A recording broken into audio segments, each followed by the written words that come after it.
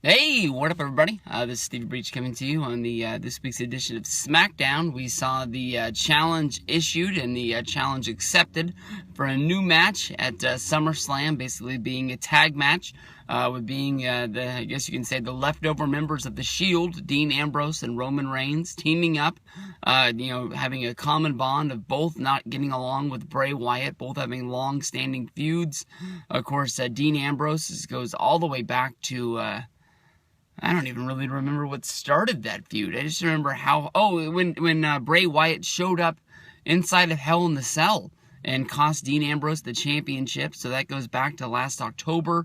And of course, this year, Roman Reigns was climbing the ladder to become the new World Heavyweight Champion, and Bray Wyatt appeared tipping over the ladder.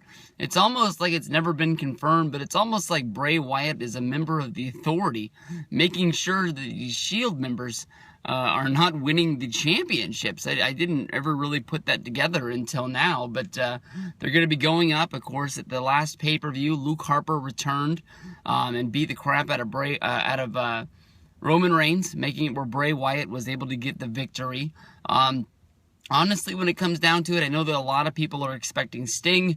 It's sort of a letdown not to get Sting. This was the match that was rumored to basically where Sting was going to join the Shield and be a three-way, and then somebody was going to join the Wyatts. Either Eric Rowan was going to make his return from his injury. I heard rumors about maybe Adam Rose or Bo Dallas joining the group.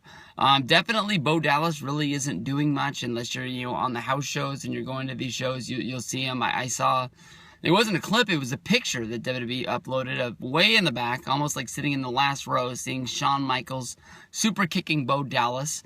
So I'm guessing that it doesn't look like Bo Dallas is going to be the guy joining the Wyatts.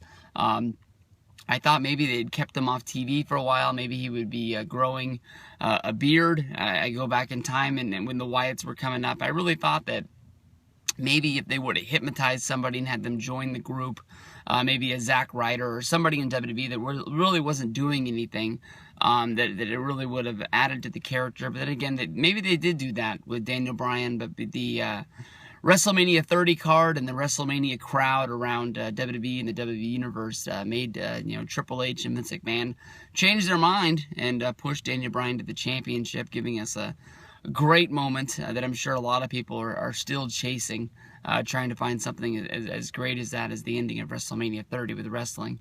But definitely in this match, I'm guessing that it's going to be a win for the Shield. Roman Reigns and Dean Ambrose would be my pick to get the victory in here.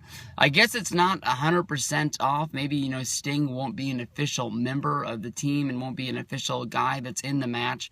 It's been said for a while that Sting really got in shape for the match. WWE had told them a while ago, and then they had sort of pulled the cord on it just last week, saying that it wasn't going to happen anymore. But Sting is still coming to New York and New Jersey. Basically, he's going to be doing I guess it's not even New Jersey anymore, because I always think about how big WrestleMania 29 was, but that was held in MetLife, which is in New Jersey.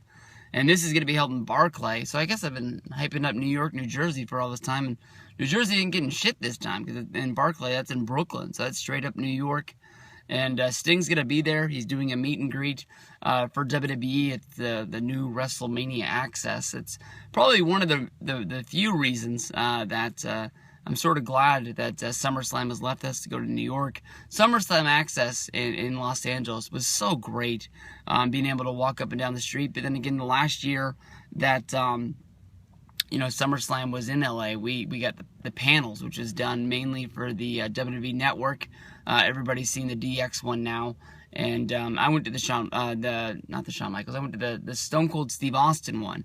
And that was a ton of fun. And I know they filmed it, because I watched them film it. When I went to the bathroom, they had their TV thing all set up, and you had to walk around it to get into it. And hopefully someday that'll be put up on the network for you guys to check out. I know that they're doing a panel this time with the NXT people.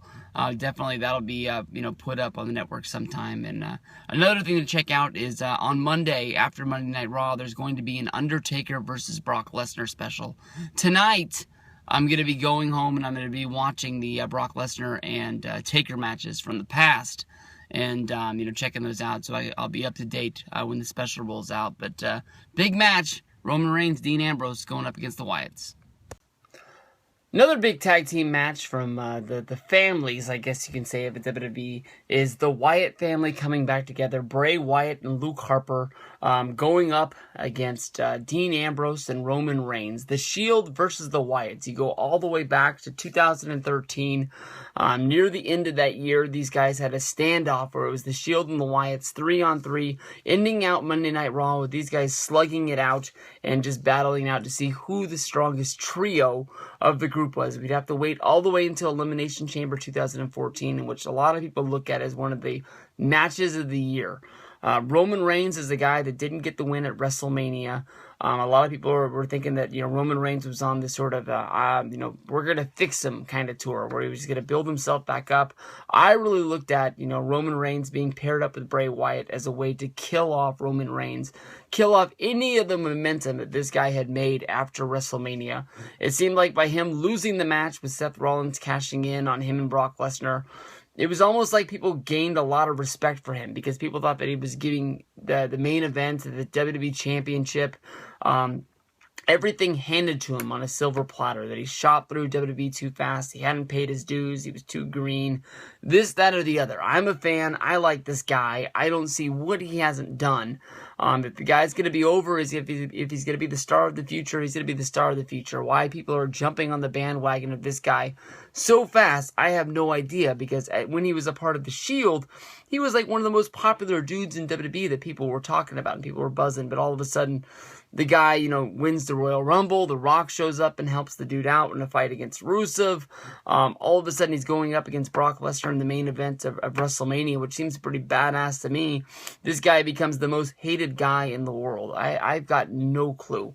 There's no secret that this match isn't what it was supposed to be. At one time, it was being picked out to be I guess you can say a 6-man tag with Sting and another member of the Wyatts. It's been rumored if it was going to be, I guess it was going to be either Bo Dallas, it was going to be Adam Rose, maybe Eric Rowan would be returning from, I can't remember if it was a neck injury or if it was a shoulder injury, but one way or another, I was looking at Harper and Rowan when they got back together as a tag team before joining the Wyatts, that they were really building something along the way.